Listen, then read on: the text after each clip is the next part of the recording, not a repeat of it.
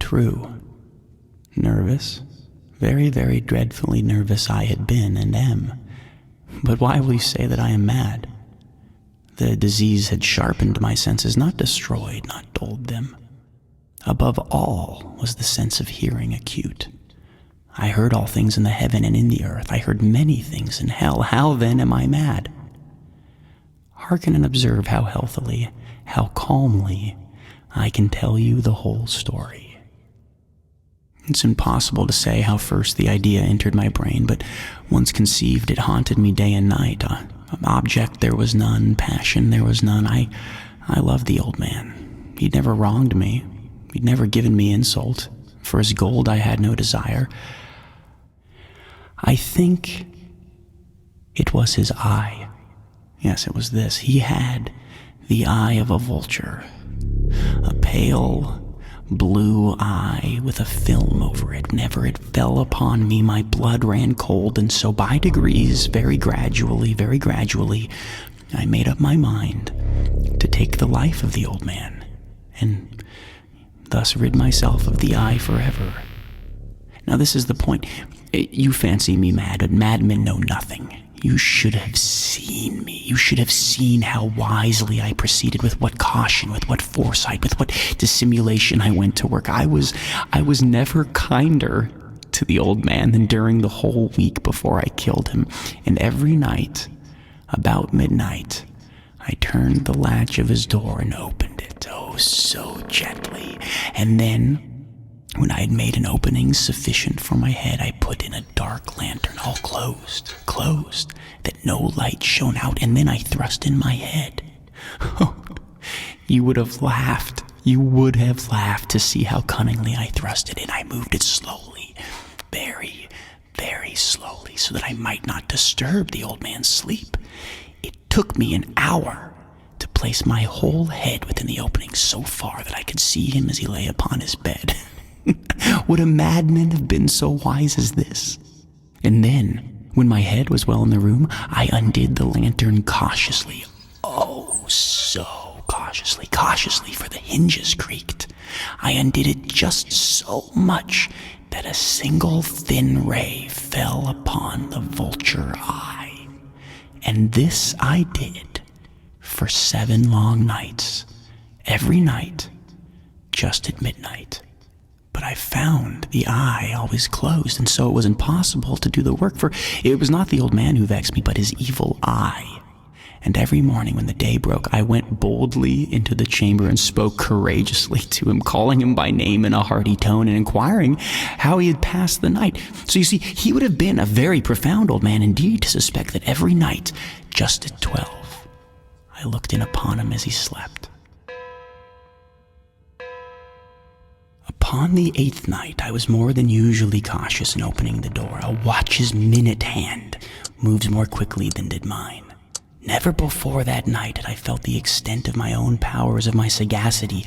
I could scarcely contain my feelings of triumph. To think that there I was, opening the door little by little, and he not even to dream of my secret deeds or thoughts. I fairly chuckled at the idea, and perhaps he heard me, for he moved. He moved on the bed suddenly, as if startled. Now you may think that I drew back, but no. His room was as black as pitch, with a thick darkness, for the shutters were close fastened through fear of robbers. And so I knew that he could not see the opening of the door, and I kept pushing it on steadily, steadily. I had my head in, and was about to open the lantern when my thumb slipped upon the tin fastening, and the old man sprang up in bed, crying, "Who's there?"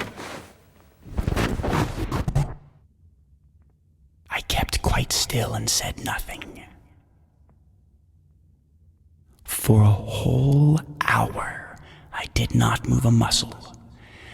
And in the meantime, I did not hear him lie down. He was sitting up in the bed listening, just as I have done, night after night, hearkening to the death watches in the wall. Presently, I heard a slight groan, and I knew it was the groan of mortal terror. It was not a groan of pain or of grief, oh no. It was the low, stifled sound that arises from the bottom of the soul when overcharged with awe. I knew the sound well. Many a night, just at midnight, when all the world slept, it has welled up from my own bosom, deepening with its dreadful echo the terrors that distracted me. I say I knew it well. I knew what the old man felt and pitied him. Although I chuckled at heart. I knew that he had been lying awake ever since the first slight noise when he had turned in the bed. His fears had been ever since growing upon him. He had been trying to fancy them causeless, but could not. He'd been saying to himself, "It's nothing but the wind in the chimney. It's only a mouse crossing the floor. Or it is merely a cricket which has made a single chirp." Yes. He'd been trying to comfort himself with these suppositions, but he had found all in vain. All in vain, because death, in approaching him, had stalked with his black shadow before him and enveloped the victim. And it was the mournful influence of the unperceived shadow that caused him to feel, although he neither saw nor heard, to feel the presence of my head within the room. When I had waited a long time very patiently without hearing him lie down, I resolved to open a very, very little crevice in the lantern. So I opened it.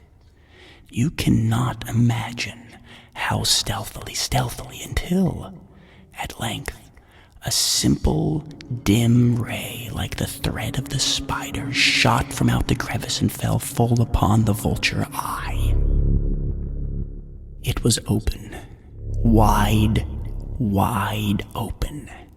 And I grew furious as I gazed upon it. I saw with perfect distinctness all a dull blue, with a hideous veil over it that chilled the very marrow in my bones. But I could see nothing else of the old man's face or person, for I had directed the ray as if by instinct precisely upon the damned spot. And have I not told you that what you mistake for madness is but over-acuteness of the sense? Now, I say, there came to my ears a low, dull, quick sound, such as a watch makes when enveloped in cotton. I knew that sound well, too. It was the beating of the old man's heart. It increased my fury, as the beating of a drum stimulates the soldier into courage. But even yet, I refrained and kept still. I scarcely breathed. I held the lantern motionless. I tried how steadily I could maintain the ray upon the eye. Meantime, the hellish tattoo of the heart increased. It grew quicker and quicker and louder every instant. The old man's terror must have been extreme. It grew louder, I say, louder every moment. Do you mark me well? I have told you that I am nervous, so I am. And now, at the dead hour of the night, amid the dreadful silence of that old house, so strange a noise as this excited me to uncontrollable terror. Yet, for some minutes longer, I refrained and stood still. But the beating grew louder. I thought the heart must burst, and now a new anxiety seized me. The sound would be heard by a neighbor. The old man's hour had come. With a loud yell, I threw open the lantern and leaped into the room. He shrieked once, Once only, in an instant, I dragged him to the floor and I pulled the heavy bed over him.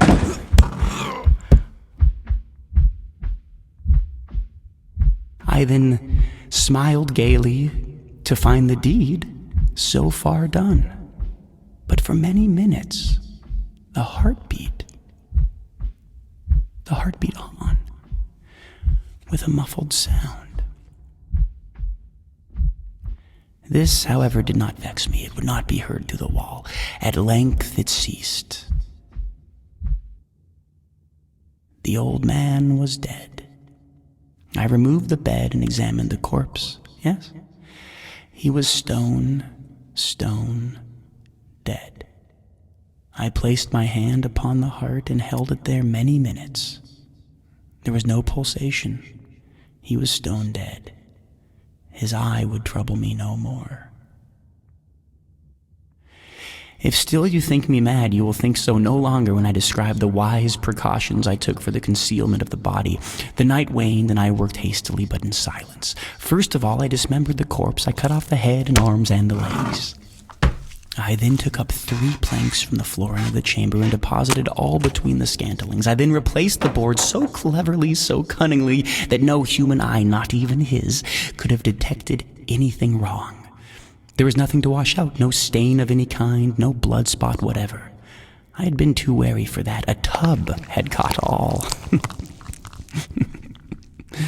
When I had made an end of these labors, it was 4 o'clock, still dark as midnight. As the bell sounded the hour, there came a knocking at the street door. I went down to open it with a light heart, for what had I now to fear? There entered 3 men, who introduced themselves with perfect suavity as officers of the police. A shriek had been heard by a neighbor during the night. Suspicion of foul play had been aroused. Information had been lodged at the police office, and they, the officers, had been deputed to search the premises. I smiled, for what had I to fear? I bade the gentleman welcome. The shriek, I said, was my own in a dream. The old man I mentioned was absent in the country. I took my visitors all over the house. I bade them search and search well.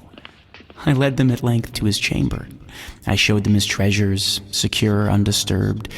In the enthusiasm of my confidence, I brought chairs into the room and desired them here to rest from their fatigues, while I myself, in the wild audacity of my perfect triumph, placed my own seat upon the very spot beneath which reposed the corpse of the victim.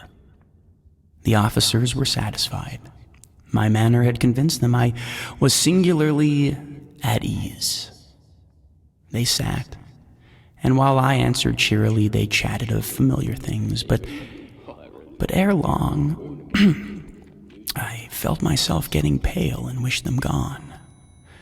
My head ached, and I fancied a ringing in my ears, but still they sat and still chatted. The ringing became more distinct. It continued and became more distinct. I talked more freely to get rid of the feeling, but it continued and gained definiteness until at length I found that the noise was not within my ears.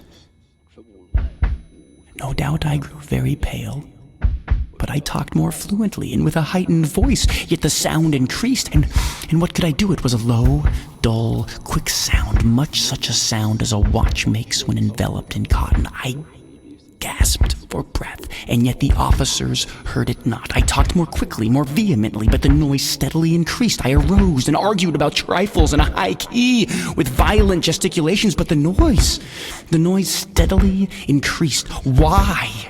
Why would they not be gone? I paced the floor to and fro with heavy strides, as if excited to fury by the observations of the men, but the noise steadily increased. Oh God. What could I do? I foamed, I raved, I swore, I swung the chair upon which I had been sitting and grated it upon the boards, but the noise arose all over, continually increased. It grew louder, and still the men chatted. They chatted pleasantly and smiled. Was it possible they heard not? No! Almighty God, no, they heard.